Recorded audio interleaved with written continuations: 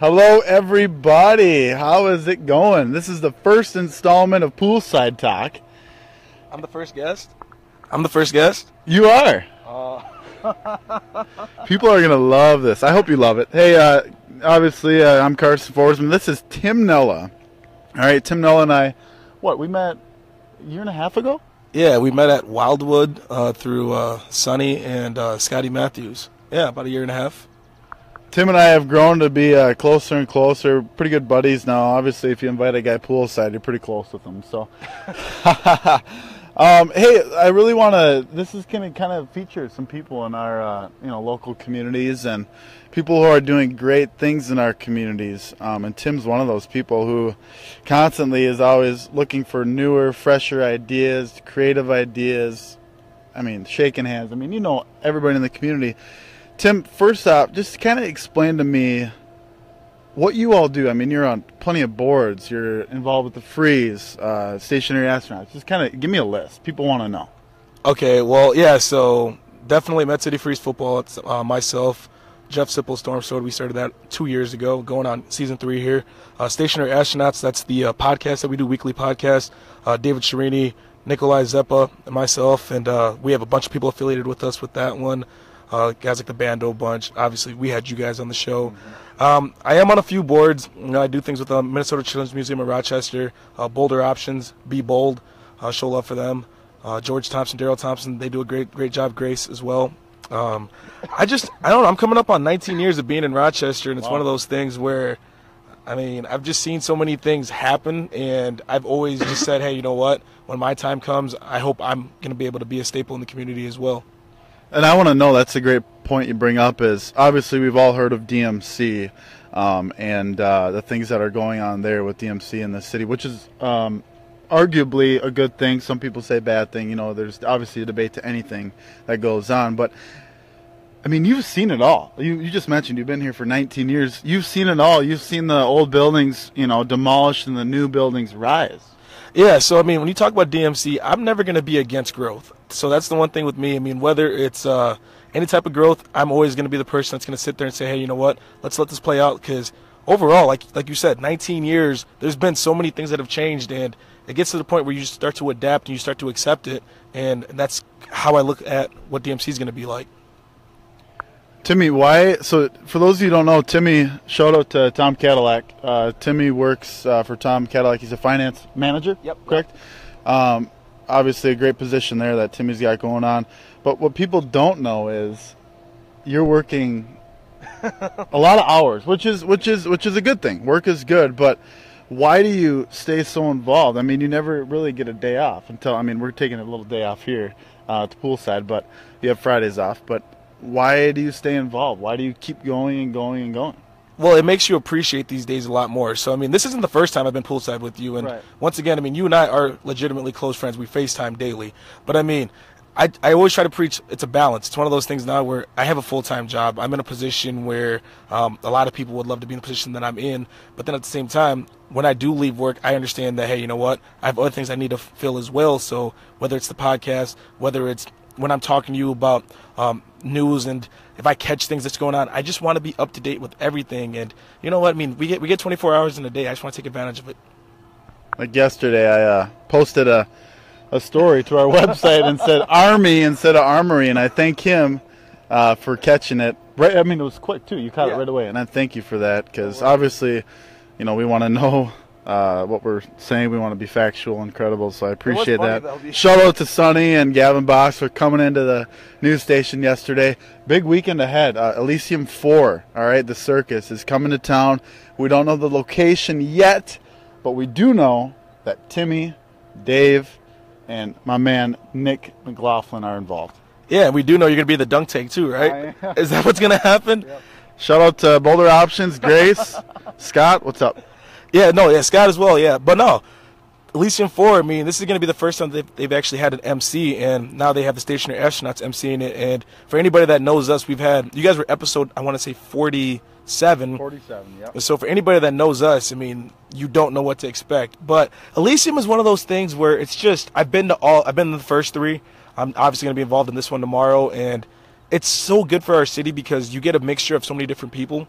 I mean, you'll get guys like yourself who you're a professional individual, and then you get people out there who are still just fresh out of college or still in college. It's 21 plus, so I mean it's an adult crowd. But kind of like today, you enjoy things a lot more when you're constantly working. Right. You know, so I mean, you invite me out here to sit poolside and lay back and grill out. I can take advantage of this, but I know that tomorrow is going to be one of those days where the clock is it's grind. That's just what it is. You know, pug week. Well, wait, back up. How did we get to how did we get to Pug Week? Is it a legitimate Pug Week, or did we come up with that here? You got to talk to James Jant, but I mean, this whole Pug Week thing, he started this thing, and then we just took it and ran with it. So we shot the promo video with Tyler Ugg and Med City Beat, but it was funny because that day I'm on Facebook, you even commented on it, and we had so many people out there asking people for their pugs. We eventually got to the point where I think we had 4 people legitimately saying they're going to drop 4 pugs? 4 pugs. I mean, I wasn't there for the shoot because I was working, but we had people dropping off pugs at 9 o'clock at the county fair. I mean, and I even commented, I go, who in their right mind is going to let you borrow their pug? Like Nikolai, too. I would never give Nikolai my dog. I don't think. I want to give Nikolai anything, and he's one of my partners. Yeah. No, I'm joking. He's a really good guy. He's No, loyal. he is. Just recently married.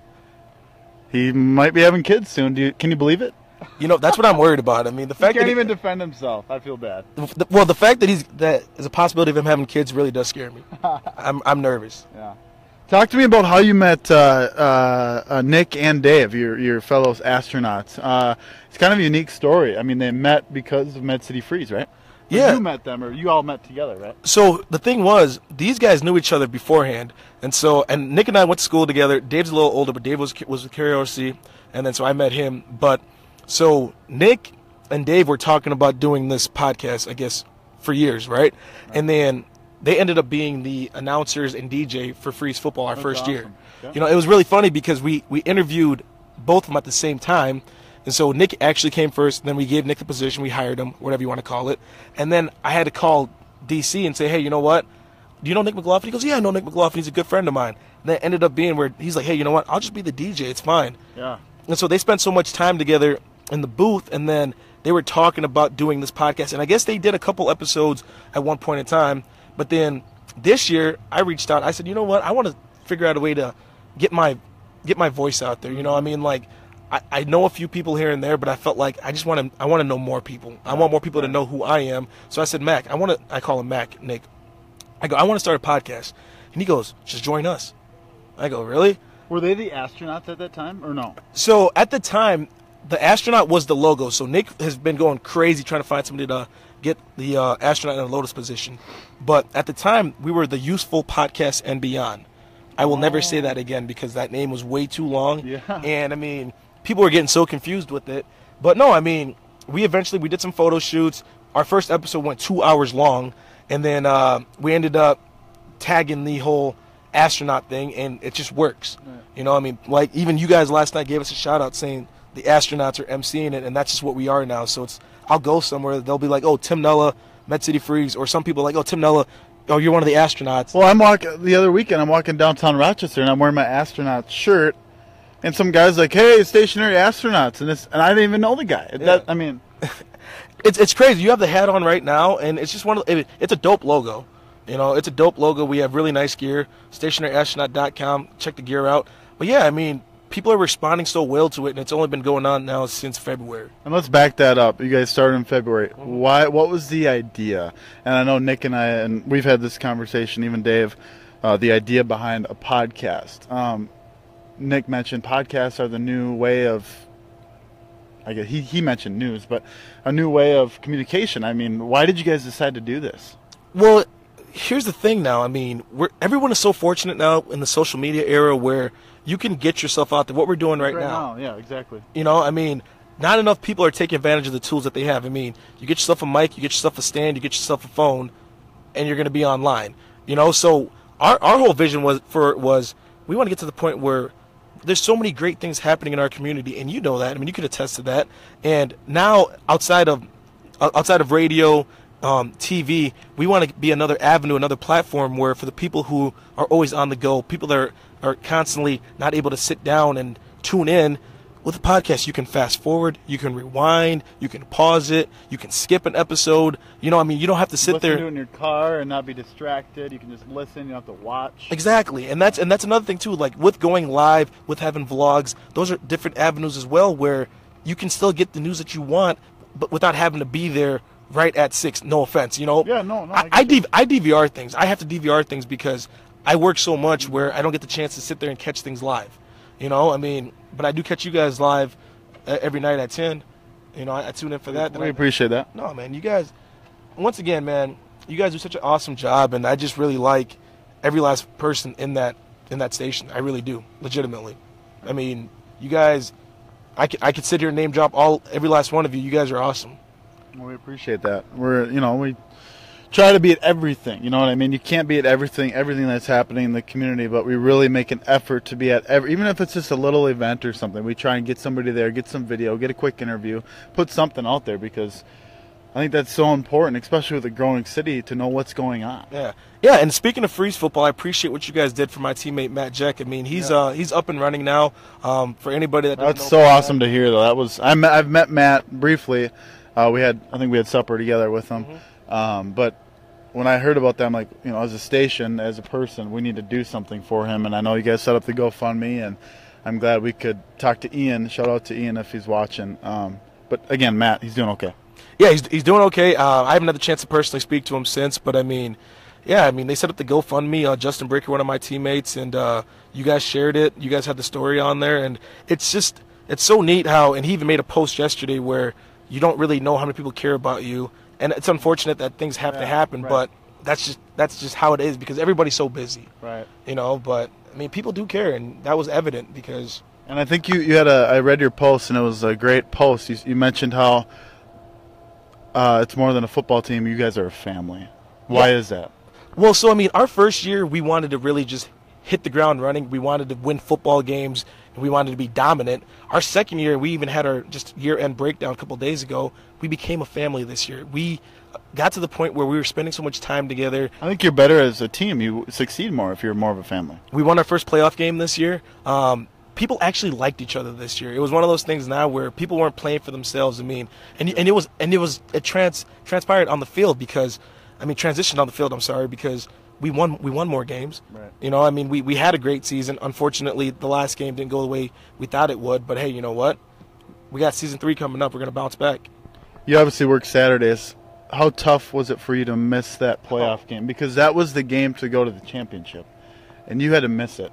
How tough was that for you to sit at work, maybe, or maybe you were off work and then the game started. You couldn't make it in time. How tough was it for you to sit online and maybe watch that score and you probably felt like you let the team down, but you got to pay the bills.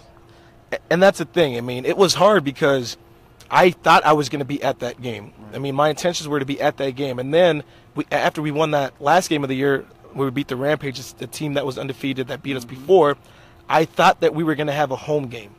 And then now we get word that we're traveling to Lake Benton, which is 3.5, 4 hours out. Wow. The game starts at 6. I'm off work at 5. And I'm trying to get score updates. I'm trying to see what's going on. Because the thing is, I have all the faith in the world in my teammates. We have a great team. But now we have the depth. But that's the thing. We normally have 48 guys on our roster. Going into this game, we had 23. Ooh. I mean, and it's a hot game. And it's one of those things now where, we were so used to having bodies, and that's why our team excels, and that's why we do so good, because we have the depth. In that game, we didn't. I know. I was talking to Ian about that. I think you guys didn't have the depth. Well, so you guys play, obviously, spring. You play in the hot months, whereas football, they might start out kind of hot, and they get extremely cold. Would you rather, you've played both seasons, would you rather play in extreme cold or extreme heat? I would actually rather play in extreme heat. Really? I would. I'm not a fan of the cold. And that's where, when I talk about being in Rochester now for 19 years, here's the thing. I was born in Sudan. I was born in Africa, but then I moved to Fargo, North Dakota for a year, Sioux Falls for 3 years, and I've been in Rochester now for coming up 19 years next month. How old were you when you left Africa? I was 5. Do you recall? Do you remember? It's blurry, man. My memory as a child is terrible. My memory now as an adult has gotten much better. But so I've seen cold. I've been around. My family moved to Texas last July. They finally caved in and said enough's enough. You know, and I'm still sitting here wondering. I don't even know how I'm still doing this. But I mean, the cold games are just hard because you throw on all these layers on, and then all of a sudden you get out there, and you start to sweat, and then you have this. Your body's cold, but then you're sweating at the same time. With the hot games, I mean, you stay hydrated. Drink water all day. Drink water on the sidelines. I play running back. I play one position. I mean, it's boom, boom. You know what I mean? So most of the time, I'm spending most of my time on the sidelines cheering up my teammates and staying hydrated. So, yeah, I'm taking hot weather all day. Why do you play freeze football? I mean, it's the love of the game. It's for me, too, even playing summer amateur baseball. Missed it this summer, but it's the love of the game, ain't it? You know, I mean, there's certain things, playing football, coaching football, being involved. Hey, man, I'm a 28-year-old guy. I'll be 29 next Saturday. I'm single, no kids. I have all the time in the world, you know. So when I play football, it's one of those things. I try to stay in shape and I try to condition, and I don't want to go to waste. You know, I mean, I'm not ready to start golfing. You know, I mean, I tried golfing last Friday and it wasn't pretty. So, I mean, there's just certain sports that it's just hard to give up. I mean, I got guys at the rack who are in their 40s, 50s, 60s still playing pickup morning basketball. Yeah. You know, I mean, it's just it's hard to give away certain things. And I'll break the news here now. I'm strongly considering coming back next year, one more year. Were you originally not gonna? This is the last year? Or? I mean, it's so tough for you just to miss that last game, knowing that you guys lost, and then just being, I'm done. I mean, you weren't even at your last game. And that's what I'm saying. So I wasn't at my last game. The first playoff game that we actually won against the Watertown Rebels, they traveled from South Dakota. I got to that game at halftime. I only played 4 plays total. Wow. And then I missed, you know, so it's one of those things now where, and I did the interview with Pat Ruff, and I openly told him that I'm done. But, you know, I'm going to be 30 next year. So if I can play 3 years hanging up before I'm 30, it's not official yet, but I really am strongly considering coming back for one more year. I think your teammates would really like that. You know what? I mean, if I go there, I mean, I'm an old guy out there. I just want to be out there to support the guys, and I think it's easier to support them when you're actually out there in the trenches with them. Tell me, how do you guys get such a – I mean, you almost had 50 guys on the squad. How do you get so many guys who want to play football, amateur football, in the city? I mean, we have a big enough city for that, right? Is that why? Or? We have a big enough city for it, and it's one of those things where for so many years we'd always play flag football. We still play flag football. We'd have pickup games on Sundays. We'd be in church leagues Saturday morning, city leagues on Mondays, and everybody is so competitive, and they always talk about, oh, well, you couldn't do that to me if we had pads on. You couldn't do that to me. And then we kind of attacked people's egos, you know? So, I mean, like a guy like Ian, he was I want to say he was a 4-year starter at Luther, great football player. I've known him since high school. I was trying so hard to get him on the team. You know, I mean, it got to the point where I said, hey, man, Ian, man, you're 25 years old, 25, 26. You still got the juice? You know what I mean? Like, you got to text him. He has a full-time job. He's a teacher. He's one of those guys where he's committed. He does his thing. But coaches, too. Yeah. He coaches. But, I mean, you just got to let people know, hey, you still got it. You know, I mean, you stay conditioned. You stay in perfect shape. Why not play football? You know, but, yeah, I mean, the guys that we get, man, they love it. They want to play. They want to be out there. And our tryouts, I mean, we have over 100 guys showing up to tryouts. So, I mean... Oh, you do? You have tryouts? We have tryouts, yeah. So we have tryouts. This year we had 2 tryouts out at Mayo High School. And, I mean, we do it legit where we have a coaching staff. We make the phone calls. I'll call players personally, tell them, hey, you know what, as being a Jerry Jones type guy, hey, congratulations for making the Med City Freeze football team. You know, I mean, it's cool. It's pretty neat, though. But, I mean, we're trying to emulate the closest thing we can to, like, a professional setting. For Med City Freeze, talk to me about the following you guys get. I know, let's talk 2 years ago. Did it get better this last year? Or did you guys, for your fan base, did it go down? How was that this year? So it got better. I mean, overall, our home games didn't go the way we wanted them to, just due to the fact where weather comes into play. But I mean, we regained a majority of our sponsors. We actually gained 7 more sponsors from the year before. And I mean, when you have a guy, once again, I mean, like a guy like Marcus, a good friend of mine, Marcus Sherrills, plays for the Vikings, he's at training camp right now, where he comes to the games and he believes in what we're doing. And I tell people all the time, I go, hey, you know what? You might not even be a fan of football, You get the opportunity now where you can go out there and you can meet him. You get the opportunity now where there's a halftime show going on. So like I said, we try and bring cater to everyone. Correct. We reach out to you guys, Sean, Diana. We get you guys out there to make sure to spread the word out there. We reach out to the Post Bulletin, get the articles in. It's just one of those things where, hey, man, it's a Saturday night. It's Rochester, Minnesota. Go out there, watch some inexpensive football. It's $6 for adults, free for children 13 and under.